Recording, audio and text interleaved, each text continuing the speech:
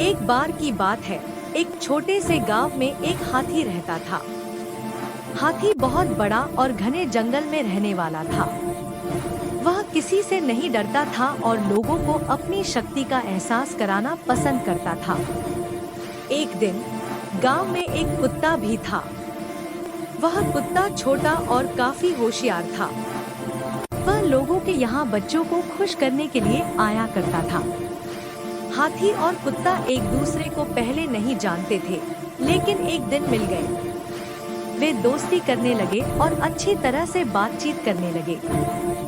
हाथी ने कहा, मुझे बहुत खुशी हुई कि मैं तुम्हें मिला। मैं शायद दुनिया का सबसे बड़ा और ताकतवर जानवर हूँ। कुत्ता समझता था कि हाथी थोड़ा बड़ा और घमंडी है, इसलिए उसने कहा, हाथी, मुझे मालूम है कि तुम बहुत बड़े हो, लेकिन फिर भी इंसान तुम्हें धकेलकर मार सकता है, और मुझे तो बहुत छोटा और दुर्बल होने की वजह से सब कुछ बचाना होता है। हाथी इस पर हंसते हुए कहा, तुम ठीक कह रहे हो, लेकिन फिर भी मैं कभी बचने के लिए तुम्हारी मदद ले सकता हूँ। मैं तुम्हें अपनी शक्ति और ताकत से बनाया गया हूँ।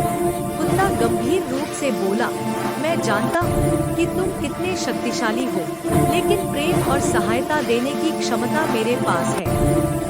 यह सुनकर हाथी सोच में पड़ गया। वह समझ गया कि शक्ति और ताकत के बावजूद प्रेम और मदद कुछ भी नहीं होते हैं। हाथी ने खुद को आजमा कर देखने का फैसला